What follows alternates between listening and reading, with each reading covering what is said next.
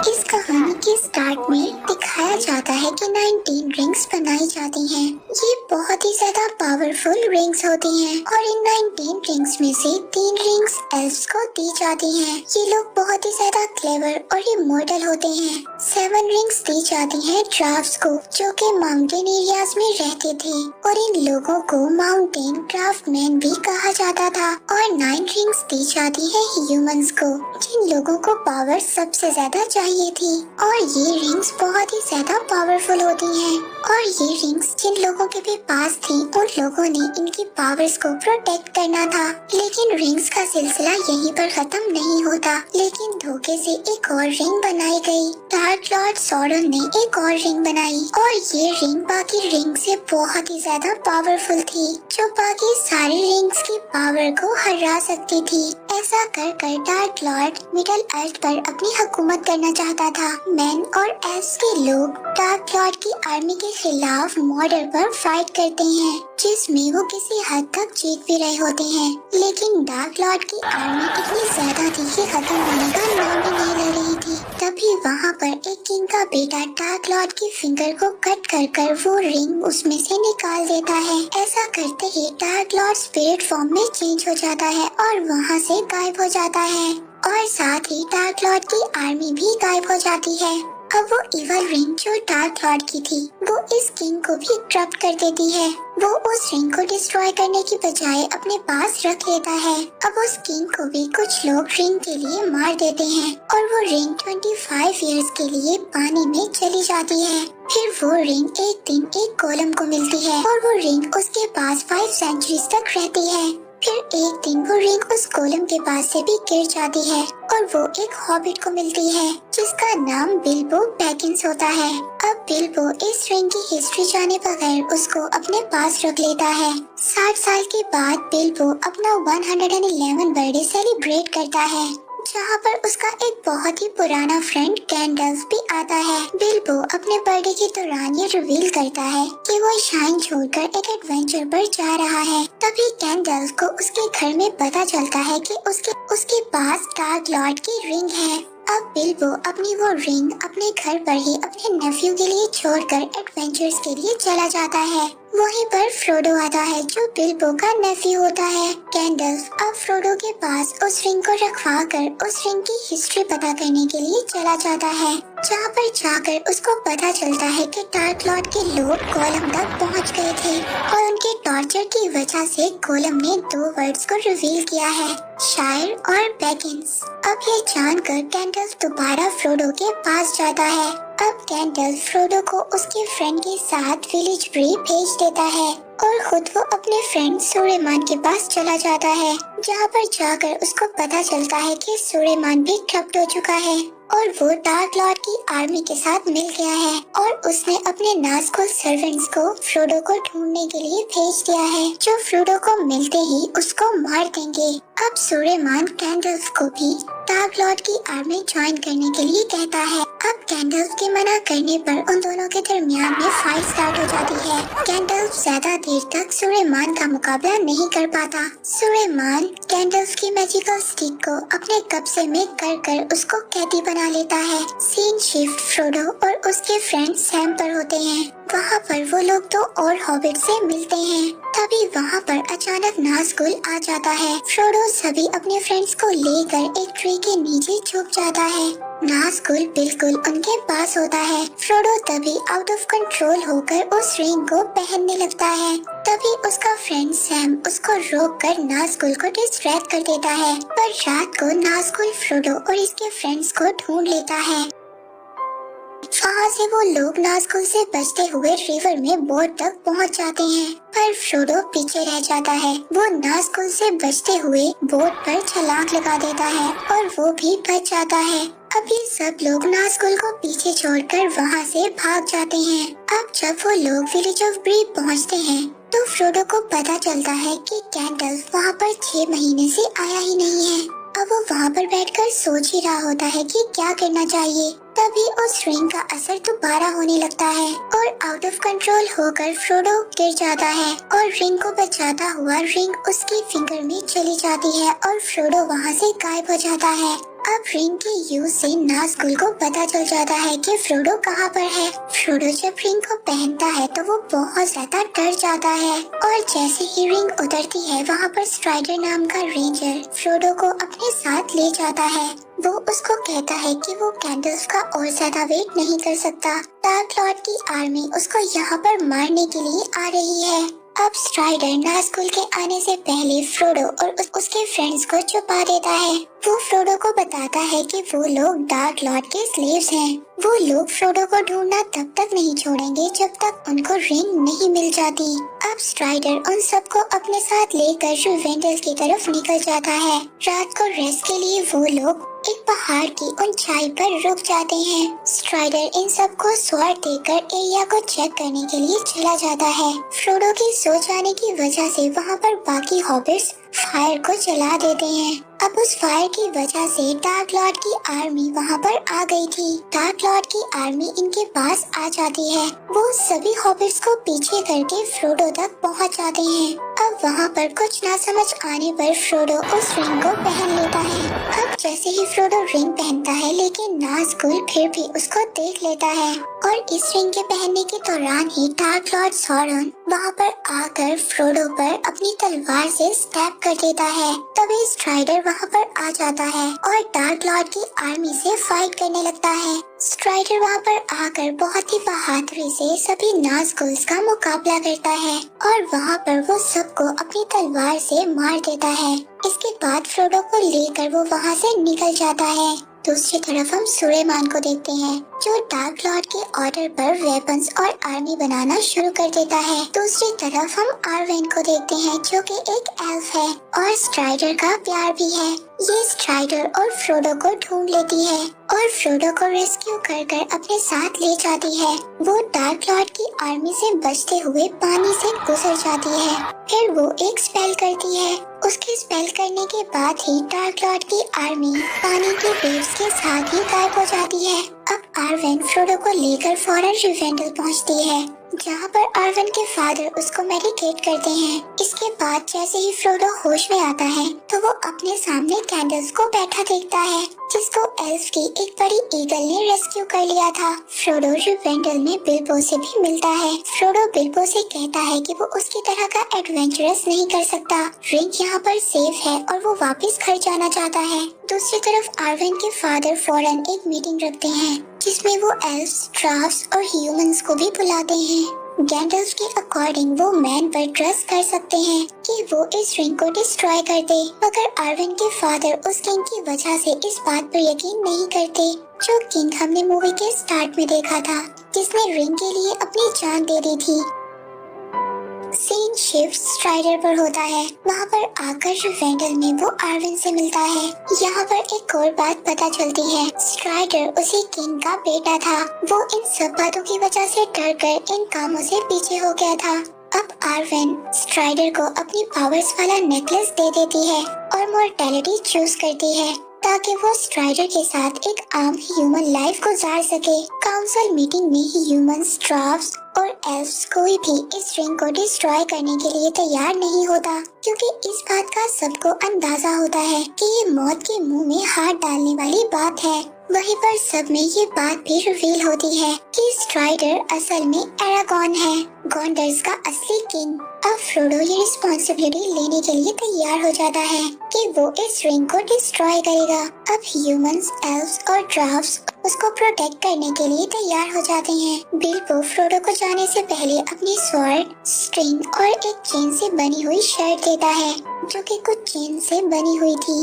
अब Frodo, गैंडल्फ, Sam और Aragon यानी स्ट्राइडर के साथ और बाकी लोगों के साथ मॉर्डर के लिए निकल जाता है और जब ये लोग रास्ते में होते हैं तो इनको पता चलता है कि सूर्यमान ने इनके ऊपर कुछ परिंदों के जरिए नजर रखी हुई है, जिस पर ये अपना रास्ता तब्दील कर देते हैं और गलत रास्ते की तरफ चल पड़ते हैं। मगर वहाँ पर भी सूर्यमान तूफान की मदद से उन पर अटैक करता है और इनके लिए वहाँ से गुजरना भी नामुमकिन हो जाता है। जब इनको कोई भी रास्ता नजर नहीं आता तो वो एक माइंस की तरफ बढ़ते हैं। यहाँ पर आकर ये सभी ड्राफ्ट्स बोनो को मरा हुआ देखते हैं। तभी वहाँ पर एक अजीब सा क्रिएचर पानी से निकलकर फ्रोडो को पकड़ लेता है। पहले उसके हॉबिट फ्रेंड उसको बचाते हैं, फिर एरागॉन और एल्फ उस क्रिएचर से फाइट करते हैं और फ्रोडो को बचा लेते हैं। वो क्रिएचर फ्रोडो को अपने मुंह में डालने ही वाला होता है। तभी वहाँ पर सभी लोग मिलकर फ्रोडो को बचा लेते हैं। फिर वहाँ पर गैंडल्फ को ड्राफ्ट्स की बुक से पता चलता है कि डार्क लॉर्ड की आर्मी उनके पीछे आ रही है। तभी वहाँ पर फ्रोडो के फ्रेंड से एक स्केलेटन टकराकर वहाँ पर बने कुएं में गिर जाता है, जिससे डार्क लॉर्ड की आर्मी को ये पता चल जाता है कि ये लोग कहाँ पर हैं और वो आर्मी इन पर अटैक कर देती है। ये लोग दरवाजा बंद कर इनको रोकने की कोशिश करते हैं, मगर ये आर्मी इतनी ज्यादा तेज थी कि दरवाजा तोड़कर अंदर आ जाती है। ये सब मिलकर उन्हें अच्छा और बहुत ही ज्यादा टफ कंपटीशन देते हैं। अब उस डार्क लॉर्ड की आर्मी से इन लोगों के लिए फाइट करना मुश्किल हो रहा था, पर तभी इसी फाइट के दौरान वहाँ पर एक बहुत ही अजीबोगरीब मॉन्स्टर आ जाता है।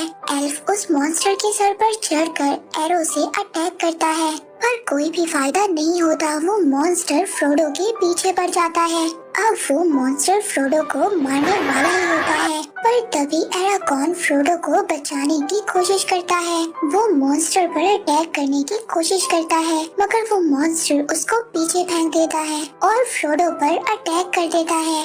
अब ये सब लोग उस डार्क लॉर्ड की आर्मी को हराने के बाद उस मॉन्स्टर पर इकट्ठे होकर अटैक करते हैं और फाइनली उस मॉन्स्टर को मार देते हैं। अब सब लोग फ्रोडो की तरफ बढ़ते हैं। उनको ये डर होता है कि फ्रोडो शायद मर गया है, पर फ्रोडो हल्का सा भी इंजर्ड नहीं होता है। फिर सबको पता चलता है कि ये बिल्बो की चेन वाली शर्ट की वजह से है। फिर तभी इन्हें वहाँ पर बहुत ज्यादा हॉर्सेस की आवाजें आती हैं। ये लोग वहाँ से भागकर ब्रिज की तरफ चलते हैं और इनके पीछे डार्क लॉर्ड की बहुत ही बड़ी आर्मी आना शुरू हो जाती है, जो थोड़ा आगे जाने पर ही इन्हें चारों तरफ से घेर लेते हैं। पर हैरानी की बात ये होती है कि वो आर्मी इनको कुछ भी नहीं कहती और डर कर वहाँ से चली जाती है। तभी गैंडल्फ इन्हें बताता है कि वहाँ पर एक डीमन आ रहा है। अब ये सब लोग डीमन से बचते हुए भागते डेंजरस रास्तों से गुजरते हुए जा रहे होते हैं। अब इन्होंने एक बहुत ही बड़ी जंप लगाकर आगे बढ़ना था। दूसरी तरफ डार्क लॉर्ड की आर्मी दोबारा से इन पर अटैक करना शुरू कर देती है और ये लोग उनका मुकाबला करते हुए जंप लगाते हुए आगे बढ़ते हैं, मगर फ्रोडो और एरागॉन पीछे रह जाते हैं। अचानक उनके नीचे से जमीन टूट जाती है, पर वो दोनों भी जंप लगाकर सबके पास पहुंच जाते हैं। अब गैंडल्फ इन सब को ब्रिज की तरफ भेजकर खुद डीमन से मुकाबला करने के लिए रुक जाता है। अब गैंडल्फ और उस डीमन के बीच बहुत ही जबरदस्त फाइट होती है। ऐसा लगता है कि गैंडल्फ ने उस डीमन को हराकर दोबारा अंडरवर्ल्ड में भेज दिया है, पर अचानक डीमन गैंडल्फ का पाँव पकड़कर उसको अपने साथ ही ले जाता है। अब ये सब लोग वहाँ से बच तो जाते हैं, पर गैंडल्फ की डेथ की वजह से ये लोग बहुत ही ज्यादा डिसहार्ट हो जाते हैं और वहाँ पर सभी लोग रोना शुरू कर देते हैं। ये एक बहुत ही ज्यादा इमोशनल मोमेंट होता है। इसके बाद ये लोग आगे बढ़ते हैं और आगे बढ़कर ये एक फॉरेस्ट में पहुंच जाते हैं, जहां पर एक बहुत ही पावरफुल विच रोल करती थी। अचानक उस विच के लोग इनको पकड़ लेते हैं और अपने साथ उस व्हाइट विच के पास ले जाते हैं। वो विच अब फ्रेडो को ये बता देती है कि वो ही अकेला इस टास्क को कंप्लीट कर पाएगा और ये भी बताती है कि उसकी टीम का एक बंदा उससे रिंग चोरी करने की कोशिश भी करेगा। सीन शिफ्ट होता है सूर्यमान पर, जहाँ पर उसने एक बहुत ही पावरफुल आर्मी तैयार कर ली थी और वो इस बात का पता लगाकर कि फ्रोडो और उसके फ्रेंड कहाँ पर हैं, उस आर्मी को उन लोगों के पीछे भेज देता है। दूसरी तरफ फ्रोडो और उसके साथी बोट के जरिए एक जगह पर पहुंच जाते हैं, जहां पर फ्रोडो के अकेले होने का फायदा उठाकर उसकी ही टीम का एक मेंबर जिसका नाम बोरोमीर था, विच की बात के अकॉर्डिंग वो उससे रिंग लेने की कोशिश करता है, पर फ्रोडो रिंग पहनकर वहां से निकल जाता है। अब फ्रोडो जब रिंग उतारता है तो वो दूर जाकर एक जगह पर गिर जाता है। वहीं पर एरागॉन आ जाता है। अब फ्रोडो एरागॉन से भी डरता है, मगर एरागॉन उसको इस बात का यकीन दिलाता है कि वो फ्रोडो को लास्ट तक प्रोटेक्ट करेगा, जब तक कि वो इस रिंग को डिस्ट्रॉय नहीं कर देता। तभी अचानक से फ्रोडो की स्वॉर्ड ब्लू हो जाती है और इनको ये पता चल जाता है यहाँ पर इन पर अटैक होने वाला है। एरागॉन वहाँ से फ्रोडो को भगा देता है और खुद फाइट करने के लिए उस आर्मी के पास चला जाता है। एरागॉन उन सबके साथ ही टफ किस्म की फाइट करता है। वो अपनी स्वॉर्ड से सबको एक एक कर मार देता है और उसकी टीम के बाकी मेंबर्स भी उसका साथ देते हैं और वहाँ पर उस आर्मी का मुकाबला करते हैं। अब फ्रोडो के फ्रेंड्स उसको छुपने के लिए अपने पास बुलाते हैं, मगर उनको ये एहसास होता है कि फ्रोडो आगे ही अकेला बढ़ना चाहता है, जिस पर इवल आर्मी को वो अपनी तरफ अट्रैक्ट करते हैं और फ्रोडो वहाँ से भाग जाता है। दूसरी तरफ एरागॉन, ड्राफ्स और बोरोमीर उस आर्मी से फाइट कर रहे होते हैं। वहाँ दूसरी तरफ फ्रोडो के फ्रेंड्स को इवल आर्मी घेर लेती है। वहाँ पर बोरोमीर आकर उन दोनों को सेव करता है, मगर उस आर्मी का लीडर बोरोमीर पर अटैक करता है और उसको एक एरो मारता है, मगर फिर भी बोरोमीर उठकर फाइट करता है। बोरोमीर को हरा कर वो लोग फ्रोडो के फ्रेंड्स को अपने साथ ले जाते हैं। अब उस आर्मी का लीडर बोरोमीर को मारने लगता है, पर वहाँ पर एरागॉन आकर उस पर जंप करता है और बोरोमीर को बचा लेता है। अब एरागॉन के साथ उस आर्मी के लीडर की फाइट होती है। एरागॉन उसके साथ बहुत ही ज्यादा मुकाबला करता है और लास्ट में एरागॉन अपने स्वॉर्ड से उसकी गर्दन को काट देता है।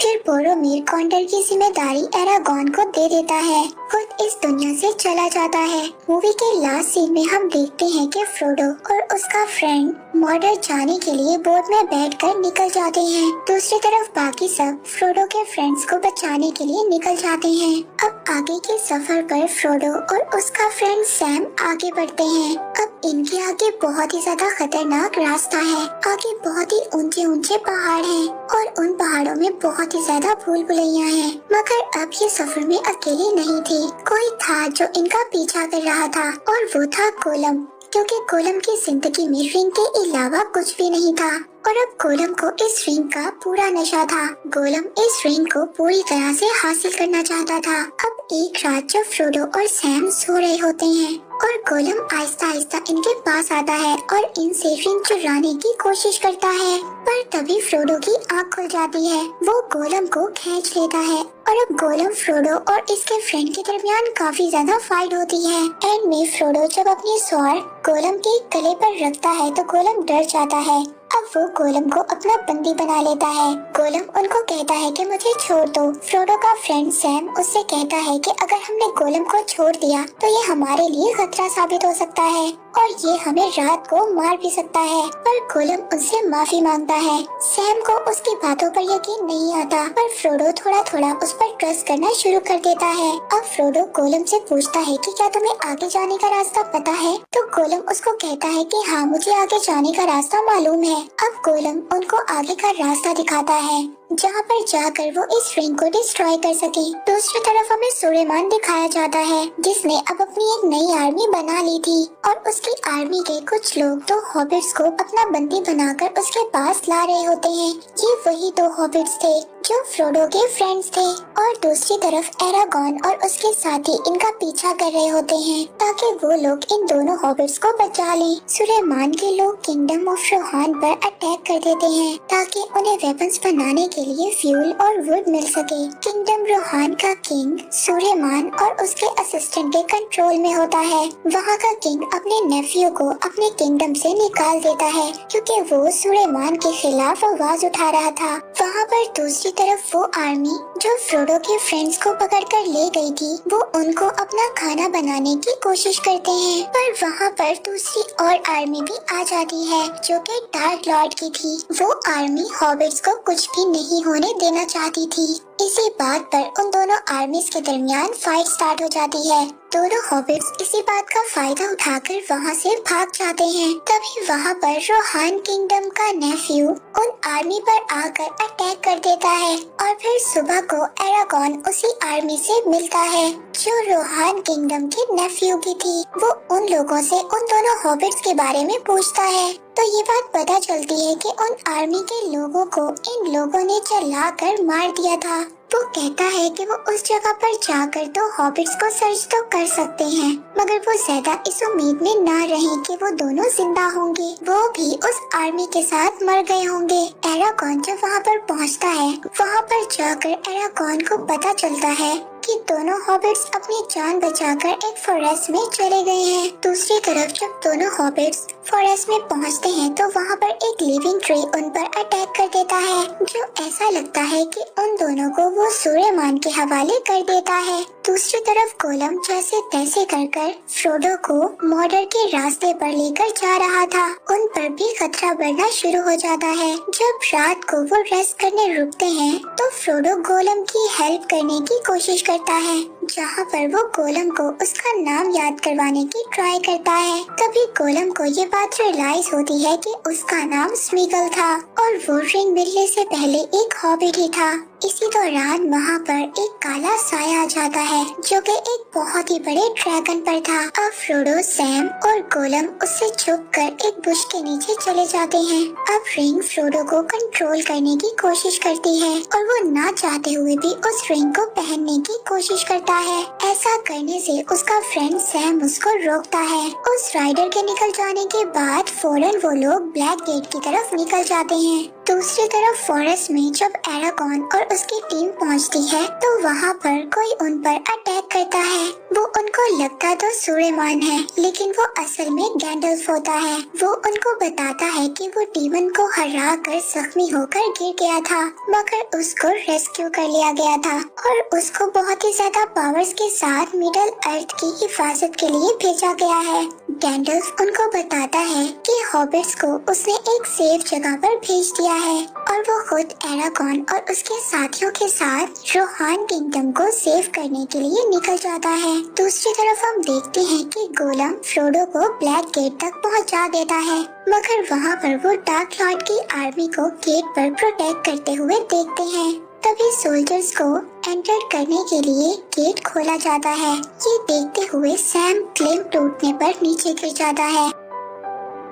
अब फ्रोडो अपने फ्रेंड को वहाँ से निकालने की कोशिश तो करता है, मगर सोल्जर्स को आता देखकर वो दोनों अपने ऊपर कपड़ा कर छुप जाते हैं। गेट बंद होने से पहले फ्रोडो और उसका फ्रेंड सैम दोनों अंदर जाने की कोशिश करते हैं, लेकिन गोलम उसको रोक देता है। वो कहता है कि यहाँ से जाना खतरे से खाली नहीं है। वो एक और रास्ता जानता है, जिस पर फ्रोडो उस पर ट्रस्ट करते हुए उसको दूसरा रास्ता दिखाने के लिए कहता है। दूसरी तरफ गैंडल्फ रोहान किंगडम पहुँच जाता है। वो वहाँ के किंग को सूर्यमान के कंट्रोल से बाहर लाता है। सूर्यमान उसको फुल फाइट देता है, लेकिन गैंडल्फ अब बहुत ज्यादा पावरफुल था। वो उस किंग को उसके कंट्रोल से बाहर ले आता है। अब वो किंग गुस्से से सूर्यमान के असिस्टेंट को मारने की कोशिश करता है, लेकिन एरागॉन उसको रोक लेता है, ये कहते हुए कि ये सूर्यमान तक इनका मैसेज पहुंचाएगा।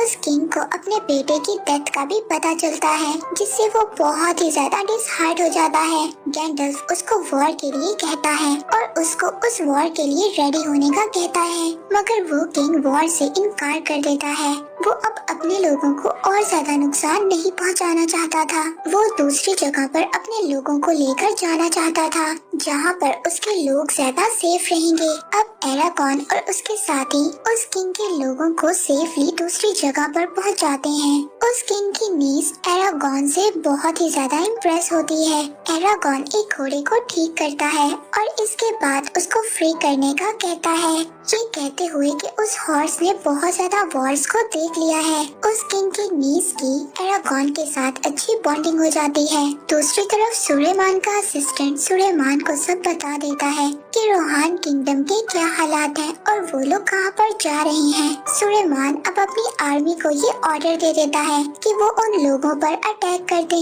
दूसरी तरफ फ्रोडो गोलम की हेल्प करना चाहता था, लेकिन उसका फ्रेंड उसको खास पसंद नहीं करता था। फ्रोडो का फ्रेंड उसको समझाता है कि वो रिंग की वजह से दिन ब दिन अग्रेसिव होता जा रहा है, लेकिन फ्रोडो उसकी कोई भी बात नहीं सुनता। दूसरी तरफ गोलम फ्रोडो की वजह से अच्छा होना शुरू हो गया था, जिस पर उसकी अच्छाई उसकी बुराई पर जीत हासिल कर लेती है और वो अब फ्रोडो का सर्वेंट बनने का डिसाइड करता है। अगले दिन जब ये लोग आगे बढ़ते हैं तो वो लोग डार्क लॉर्ड की आर्मी को देखते हैं, जिस पर इन्हें अंदाजा होता है कि डार्क लॉर्ड अपनी पुरानी हार को बहुत ज्यादा सीरियस ले चुका है और इस बार किसी भी सूरत हार को बर्दाश्त नहीं कर सकता। तभी वो देखते हैं कि डार्क लॉर्ड की आर्मी पर अटैक हो गया है और आर्मी पर अटैक करने वाले ये लोग रेंजर्स होते हैं। इन लोगों को फेरामीर बोरोमीर का छोटा भाई लीड कर रहा होता है। वो लोग फ्रोडो और उसके फ्रेंड को भी डार्क लॉर्ड के आदमी समझकर पकड़ लेते हैं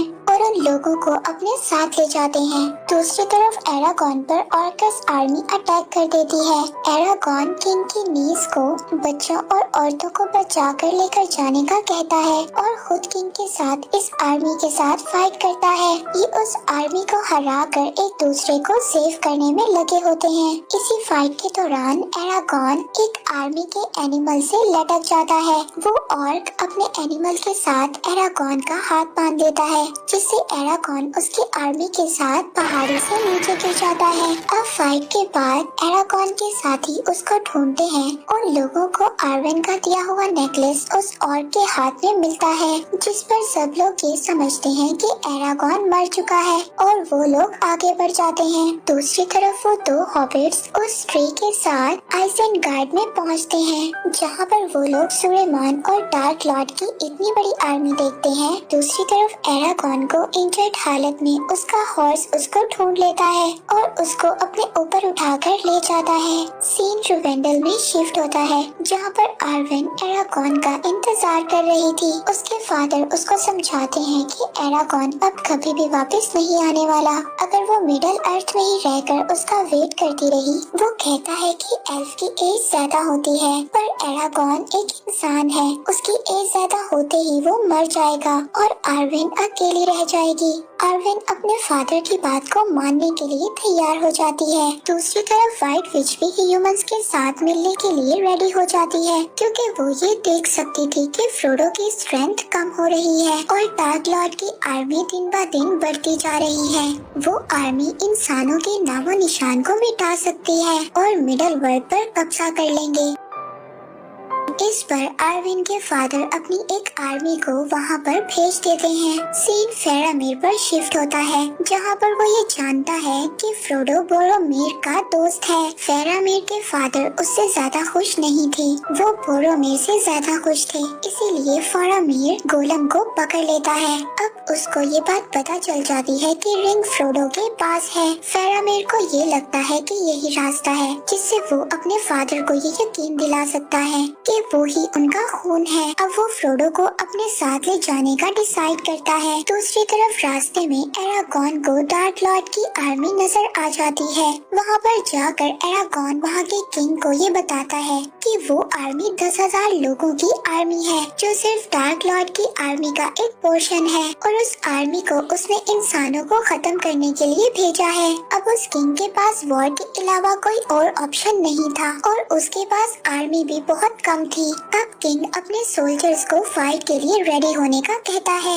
दूसरी तरफ वो लिविंग ट्री भी अपने साथियों के साथ आइसेनगार्ड पर अटैक करने का डिसाइड करता है। दूसरी तरफ रोहान किंगडम के सभी लोग बहुत ज्यादा डरे हुए थे। वो ये जानते थे कि वो इस वॉर को कभी भी नहीं जीत सकते, मगर थोड़ी सी होप की वजह से वो लोग वॉर के लिए तैयार हो जाते हैं। एरागॉन भी उन लोगों के साथ होता है। अब वक्त आ गया था कि सब अच्छे लोग मिल जाएं और बुराई के खिलाफ जंग करें। अब एल्व्स भी ह्यूमन की हेल्प करने के लिए वहाँ पर पहुँच जाते हैं। अब डार्क लॉर्ड की आर्मी वहाँ पर पहुँच जाती है और वहाँ पर एक इंटेंस वॉर स्टार्ट हो जाती है। डार्क लॉर्ड की आर्मी रोहान किंगडम पर एरोस की बारिश करती है और वो कैसल की पूरी एक वॉल तोड़ देते हैं, जिसमें एरागॉन बहुत ही ज्यादा इंजर्ड हो जाता है और वो आर्मी कैसल में एंटर हो जाती है। लेकिन एरागॉन खुद ही उठ जाता है और वहाँ पर वो एल्व्स को अटैक करने के लिए कहता है। वहाँ पर फिर से फाइट स्टार्ट हो जाती है और इसी दौरान एल्व्स के लीडर की डेथ हो जाती है। वहाँ पर एरागॉन और गिमली और लोगों से फाइट करते हैं। दूसरी तरफ किंग अपने गेट को सिक्योर करता है। वो लोग जितना हो सकता था उस आर्मी को फोर्ट्रेस से दूर रखने का करते हैं। दूसरी तरफ फेरामीर फ्रोडो को लेकर अपने साथ गोंडोर पहुंच जाता है। वहाँ पर सब कुछ तबाह होता हुआ देखकर फ्रोडो फेरामीर को समझाता है। वो उसको कहता है कि वो उसे मॉडर्न जाने दे और इस रिंग को डिस्ट्रॉय करने दे, लेकिन फेरामीर उसकी कोई भी बात नहीं सुनता। गोंडोर में इन पर कुछ रेंजर्स अटैक कर देते हैं। दूसरी तरफ डार्क लॉर्ड की आर्मी ने रोहान किंगडम पर अपना आधा कंट्रोल कर लिया था। ये देखकर एरागॉन वहाँ से बच्चों और सभी लोगों को एक पहाड़ी पर जाने का कहता है। फिर एरागॉन और वहाँ का किंग दोनों उस आर्मी के साथ लड़ने के लिए चले जाते हैं। अब गैंडल्फ भी अपनी आर्मी को लेकर वहाँ पर आ गया था और रोहान किंगडम की हेल्प करता है और उनको सेव करने में लग जाता है। दूसरी तरफ लिविंग क्रीज भी सुलेमान पर आकर अटैक कर देते हैं और उसके कैसल को चारों तरफ से घेर लेते हैं। सीन शिफ्ट फ्रोडो पर होता है, जहाँ पर वो उस राइडर के सामने रिंग पहनने वाला होता है, जिस पर उसका फ्रेंड सैम आकर उसको रोकता है और फेरामीर उस ड्रैगन पर अटैक कर उन दोनों को सेव कर लेता है। दूसरी तरफ एरागॉन और किंग उस आर्मी के खिलाफ वॉर को जीत जाते हैं। फेरामीर भी रिंग की असलियत को समझ गया था और फ्रोडो को ये बात रियलाइज करवाता है और उनको वहाँ से जाने का रास्ता भी बताता है, जिसके बाद फ्रोडो अपने दोस्त सैम के साथ और गोलम के साथ उस रिंग को डिस्ट्रॉय करने के लिए निकल जाता है और इसी के साथ ये मूवी यहीं पर एंड हो जाती है।